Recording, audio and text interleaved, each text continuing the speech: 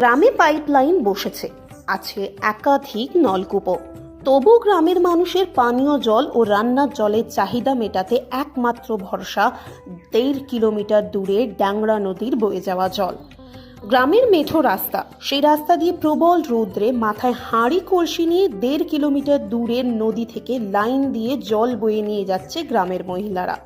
না, এই ছবি রাজস্থানের কোনো গ্রামের নয়, এই ছবি এ রাজ্যের এমন এক জেলার, যে জেলায় শুধুমাত্র পরিশ্রুত পানীয় জল বাড়ি বাড়ি পৌঁছে দেওয়ার লক্ষ্যে খরচ হয়েছে কয়েকশো কোটি টাকা। বাঁকুড়ার ছাতনা ব্লকের একেবারে সীমানাবর্তী গ্রাম গুনিয়াদা।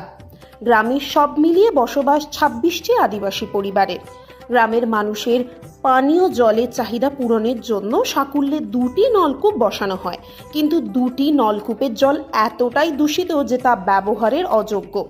বাঁকুড়া জেলা জুড়ে কয়েকশো কোটি টাকা খরচ করে গ্রামে গ্রামে নলবাহিত পানীয় জল সরবরাহের প্রকল্প রূপায়িত হলে গুনিয়াদা গ্রামেও পৌঁছায় জল সরবরাহের পাইপলাইন। বাড়ি বাড়ি বসানো হয় কলও। মাঝে কয়েকটা বছর কেটে গেলেও সেই নল দিয়ে মাসে 10-এ জল পড়ে। নল দিয়ে যেদিন জল আসে সেদিন কোনো বাড়িতে 1 বালতি জল পড়ে, আবার কোনো বাড়িতে সেটুকুও মেলে না। অগত্যা গ্রামের তীব্র জল সংকট মেটানোর ক্ষেত্রে একমাত্র ভরসা 1.5 কিলোমিটার দূর দিয়ে বয়ে যাওয়া ডাংরা নদীর জল। প্রবল গ্রীষ্মে চড়া রোদে মাথায় হাঁড়ি কলসি নিয়ে সেই ডাংরা নদীর বয়ে যাওয়া জল সংগ্রহ করে বাড়িতে নিয়ে এসে জলের চাহিদা পূরণের দস্তুর বাঁকুড়ার ছাতনা ব্লকের প্রান্তিক এই গুনিয়াদা গ্রামের মানুষের। কোটি কোটি টাকা খরচ করে জল প্রকল্প তৈরির পরও বাঁকুড়া জেলার প্রান্তিক এই গ্রামের পানীয় জল সরবরাহের কেন এমন হাল?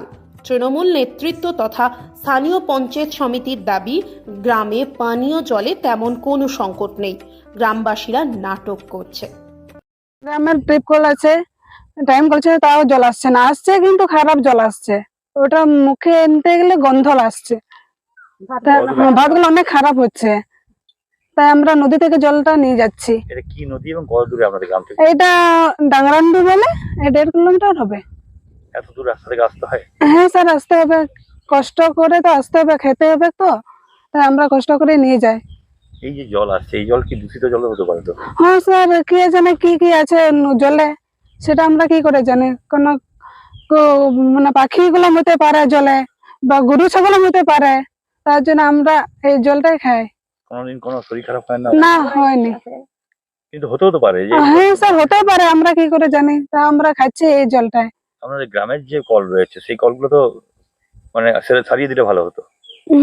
সেগুলো সারিয়ে দেওয়ার পর স্যার খারাপ জল বেরোচ্ছে, তাহলে আমরা খেতে পাচ্ছি না। কি হলে ভালো হয় আপনাদের? স্যার আমরা ভালো হতে চাই, মানে খারাপ জলটা মুছতে চাই, ভালো জল চাই। সাবমার্শালটা আমরা চাই, ফিল্টার মেশিনটা আমাদের চাই, বাস ওটাই। এত দূর থেকে জল নিয়ে জানি এই গরমকালে কতটা কষ্ট হয়? স্যার অনেক কষ্ট হয়, কিন্তু কি করব, কষ্ট করে নিয়ে যেতে হবে। কষ্ট কিরকম হয়? খেতে তো হবে, রান্না বান্না করতে হবে, ছেলেগুলা সবাই কি জল পান করতে হবে না? তাহলে এই যে এত দূর জল নিতে আসে, সেই সময়টা তো নষ্ট হচ্ছে। হ্যাঁ স্যার, সময় তো নষ্ট হবে, কে তো করবো, খেতে তো হবে, রান্না বান্না করতে হয়। হ্যাঁ রান্না বান্না করতে হবে। এই যে জল নিতে আসেন যখন, সেই সময়টাতে পড়াশোনা করতে পারতেন আপনি? হ্যাঁ স্যার, পড়াশোনা করতে হচ্ছে, আর পড়াশোনা করতে করতে আরো জলে নিয়ে যেতে হচ্ছে। মানে জলের সমস্যা মারাত্মক বেশি। জলের সমস্যা। নদী থেকে কিভাবে আনছেন?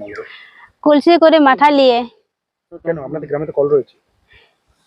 আমাদের গ্রামে যে টিউবকল আছে সেটা অনেক দুর্গন্ধ জল, সেটা আমি মুখে পান করতে পারি না, আর টাইম কল ঠিক মতো আসে না, তার জন্য আমরা নদী থেকে জল আনি পর খাই। এই জলটা খাচ্ছে? হ্যাঁ। কোনো অসুবিধা হয়নি? সেটা স্যার আমরা তো জানি না, তো কটা দূর থেকে জলটা আসছে, সে ছাড়া তো জল নেই আমাদের গ্রামে। আর এবং এই আমাদের গ্রামে সব বাইরে কাজ করে আসে পর রান্না বান্না করে খায়, সব কাজের লোক, ট্রাক্টরে বা সবাই যে কোনো কাজ। এই গ্রামটা কারা বসবাস করে? সব আদিবাসী।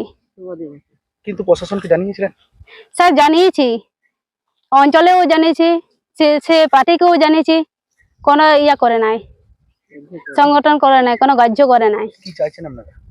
স্যার আমরা জল চাইছি। আপনার নাম? এলাকায় হ্যাঁ 26টি পরিবারের বেশি মহিলারা নদী থেকে জল এনে পান করছে। হ্যাঁ কি বলবো? দেখুন, আমি আজ থেকে 15-16 দিন আগে আমি বুনিয়াদা গ্রামে গিয়েছিলাম। ওনাদের গ্রামের সমস্ত মহিলারা এসেছিলেন আমার কাছে ছাতনা পঞ্চায়েত সমিতিতে, যে আমাদের রাস্তার প্রবলেম আছে, রাস্তা করে দিতে হবে।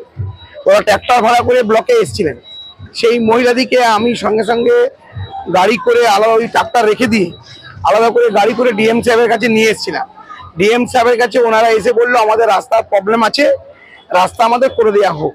ডিএম সাহেব তৎক্ষণিক আমাদের এসআরডিকে এবং ছাতনা পঞ্চায়েত সমিতিতে এস্টিমেট করে কলকাতার সঙ্গে সঙ্গে পারি তৎকালীন। তখন কিন্তু ওরা জলের প্রবলেমটা বলেনি, এবং আমি গিয়ে যেটা দেখলাম ওনাদের গ্রামে তার পরের দিনই, যে ওনাদের গ্রামে 3খানা টিউবওয়েল আছে, ভালো টিউবওয়েল, জল ওখানে অ্যাভেলেবেল। ওরা কিন্তু ওটা নাটক করছে, যাই বলুন আর তাই বলুন। সামনে নদী আছে, প্লাস 3খানা টিউবকল আছে। এই জলের ব্যাপারটা নিয়ে মেয়েরা এলো। ওদিকে আমি বাঁকুড়াতে 16 জন মহিলাকে নিয়ে এসে আমাদের কোর্টের সামনে যে হোটেলটা আছে, ভাত মাছের ঝোল খাইয়ে ডিএমকে ওরা জলের জন্য বললো, এই রাস্তার জন্য। পরবর্তীকালে ওরা আবার নাটক করার জন্য খবর করছে যে আমাদের জল নেই। তো আমাদেরকে তো একবারও বলেনি যে জল দরকার। প্লাস আমরা তা সত্ত্বেও আড্রা অঞ্চলে প্রায় বুনিয়াদা গ্রামেও টাঙ্কিতে করে জল সব গ্রামেই পাঠাচ্ছি, মোটামুটি আমাদের ভিডিও পাঠাচ্ছি।